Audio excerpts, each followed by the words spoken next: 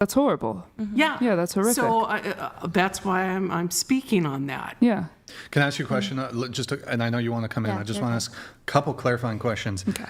If a girl, I've been dating a girl for a year, and we've had hundreds of consensual sexual encounters, and she wakes me up with a BJ, do you think that that's SA?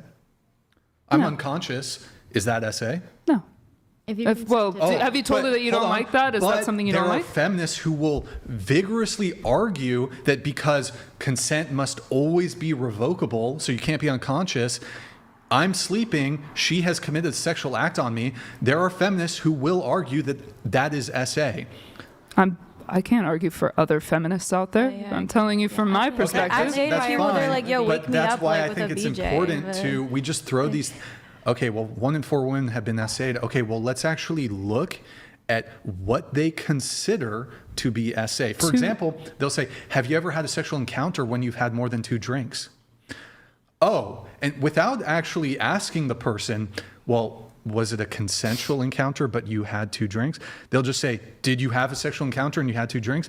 There are feminists and feminist organizations who will label that, regardless of if the man was more drunk than she was, they will label that as SA. Yeah, so it's important to define these things precisely. Yeah. Has anybody here ever had a consensual sexual encounter when you've had 1, 2, or 3 drinks? Was that grape?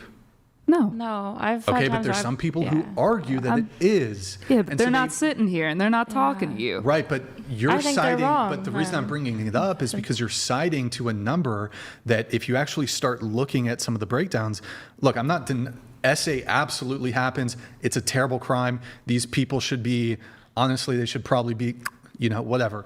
But I think it's important, like I think there's a lot of rhetoric going around that has a lot of women. I think women, you should operate from a perspective of safety, but I think if you're trying to push out rhetoric that's going to paint men as these just perpetual predators and monsters, I think that's pretty damaging both to women and to men. I don't think they are just perpetual predators and monsters. Okay.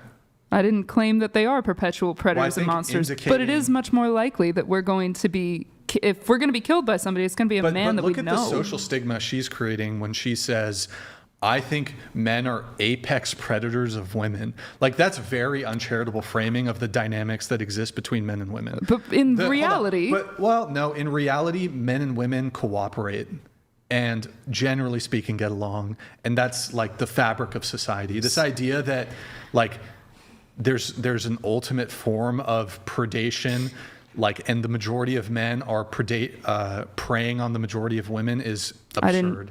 I don't think she was insinuating that, and neither was I. Who is the apex predator of men? Who's the apex predator of men?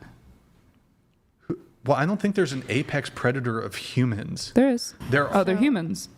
But men, are men ever scared of women, though, the way women are scared of men, or like worried? Probably, sure. Well, I think that just to be fair, men are completely underrepresented in forms of reports of SA.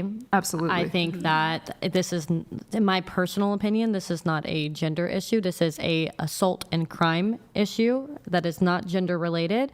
And what I will say is, just for the women in here and anybody who is watching who has experienced these types of experiences before, just from my life, I can only speak from my experience. I've encountered many different men. There's only been 2 that have tried to take advantage of me, but I've also met, like, the other majority of men were incredible men who helped me on the side of the road when my car was broken, who helped me to pay for a meal when I lost my wallet, like really, really incredible men. And that's what I think the majority of men are like, but trauma is always going to speak louder, especially the collective trauma of when women have been given a space to speak about this trauma, like with the Me Too movement. And so it's natural and it's understandable why women are going to lead with more defensiveness, because, I mean, it's all over social media, the Me Too movement, and how, technically speaking, men are stronger than women physically. I don't think that really takes into consideration women who are SAers are doing different tactics of that are not necessarily physical. But again, at the end of the day, when again, it makes sense why there's defensiveness. It makes sense, like, you know, why women are on edge because of the narratives out in society. However, there are also really, really, really incredible men